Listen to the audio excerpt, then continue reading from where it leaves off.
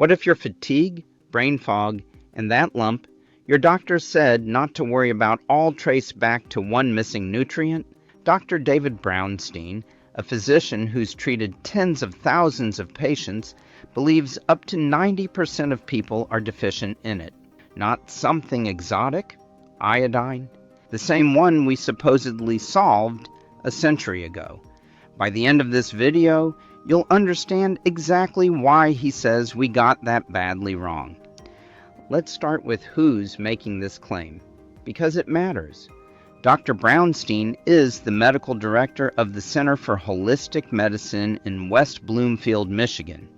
For over 20 years, he's practiced what he calls holistic medicine, frustrated with a system he feels is built to suppress symptoms rather than address what's actually causing them.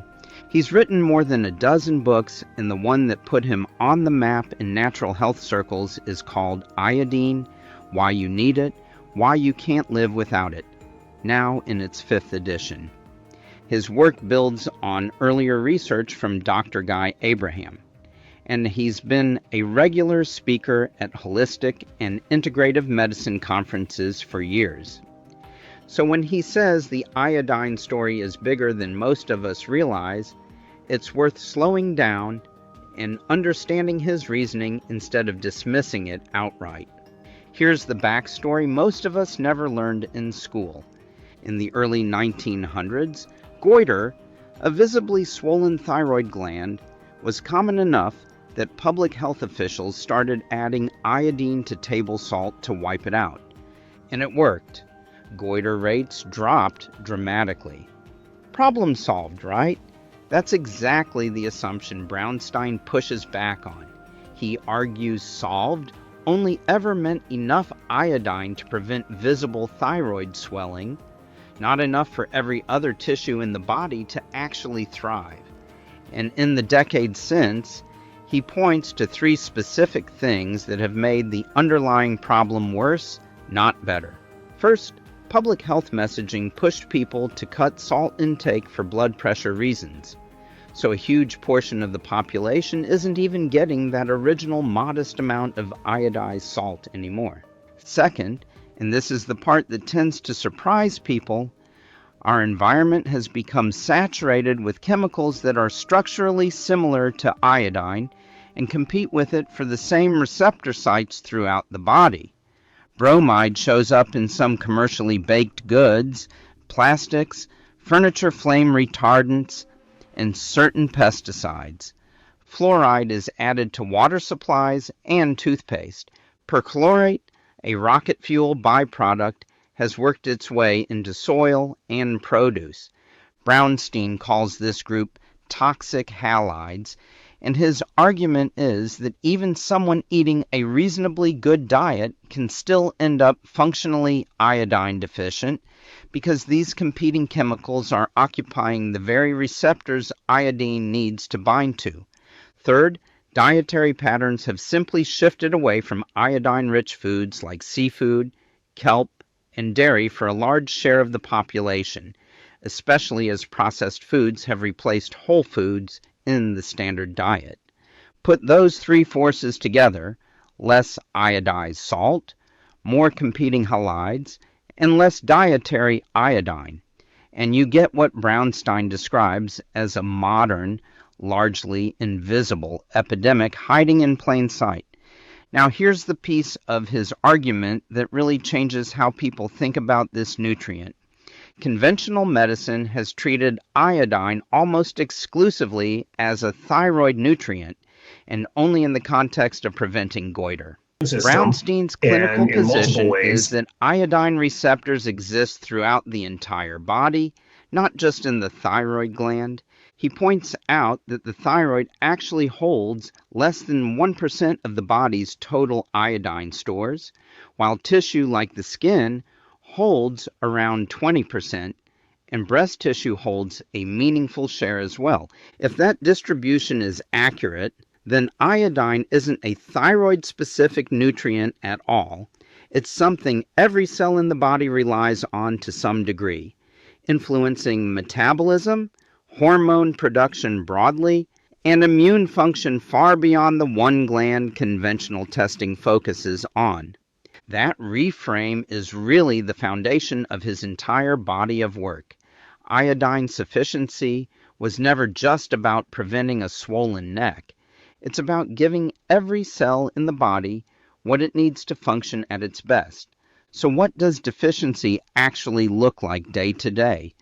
According to Brownstein's clinical observations across thousands of patients, persistent fatigue that doesn't improve no matter how much rest you get, brain fog that makes it hard to concentrate, feeling cold when the people around you are perfectly comfortable, hair that's thinning for no obvious reason, weight that won't move no matter what you change about your diet or exercise, and in women specifically, fibrocystic, meaning lumpy and often tender, breast tissue that shows up cyclically. None of these symptoms are dramatic or alarming on their own, and that's exactly Brownstein's point. Because they're so common and so vague, they get written off constantly as just stress, just getting older, or just how your body is, when in his clinical view, an underlying nutrient gap may be a meaningful piece of the puzzle that's never even been tested for. It's also worth asking why, if this is such a widespread issue, more doctors aren't testing for it. Part of Brownstein's answer is that standard primary care visits rarely include an iodine panel at all. It simply isn't part of routine blood work the way cholesterol or blood sugar is. So unless a patient specifically asks, or a practitioner is already familiar with this framework, it never comes up. Combine that with symptoms vague enough to blend into everyday complaints, and you get a nutrient gap that can persist for years or even decades without ever being identified as a possible contributing factor. So what does Brownstein actually recommend? In his own practice, he's described starting most patients around 25 milligrams of iodine per day, a number that's dramatically higher than the tiny microgram amounts found in a typical multivitamin. From there, dosing gets adjusted based on testing and how the patient responds. Patients dealing with certain hormone-related conditions, like breast, prostate, or thyroid concerns, sometimes start at higher amounts under his supervision. Importantly, he doesn't recommend iodine in isolation.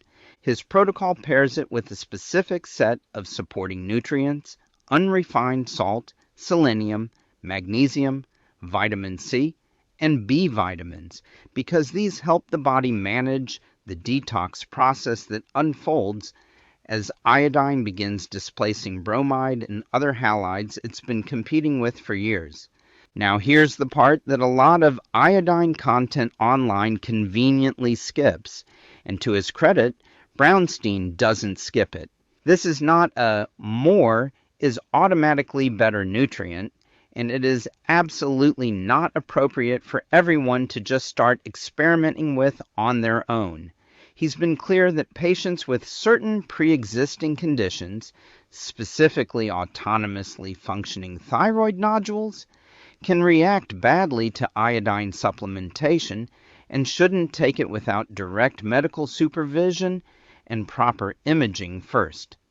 Detox-related symptoms like skin breakouts, temporary fatigue spikes, or headaches can also show up as the body adjusts, which is exactly why his own protocol emphasizes starting at a low dose and increasing gradually rather than jumping straight to a high one.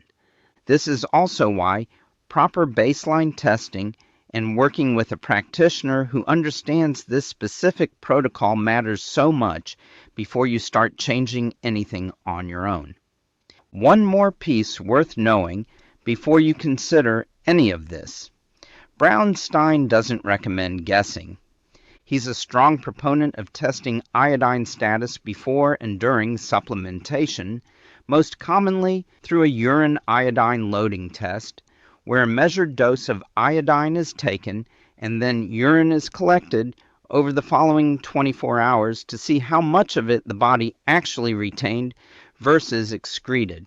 His clinical interpretation is that if the body holds on to an unusually high percentage of that test dose, it suggests significant pre-existing deficiency, since a genuinely sufficient body would simply excrete the excess.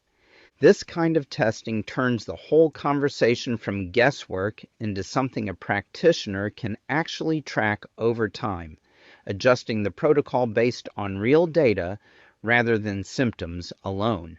At the end of the day, Brownstein's core argument is refreshingly simple. We solved the visible symptom of iodine deficiency roughly a century ago with iodized salt. And then we stopped asking whether we'd actually solved the underlying problem for the whole body. Whether or not you agree with every single detail of his protocol, the broader question he's raising is a fair one to sit with. Are you actually getting enough of this nutrient in a modern environment that's now full of things actively competing against it? If you found this useful, hit subscribe, because the next video in this series goes deeper into exactly which form of iodine Brownstein recommends and why the specific product you choose actually matters. And as always, this video is for educational purposes only. Please talk to your doctor before starting any new supplement, especially if you have a known thyroid condition.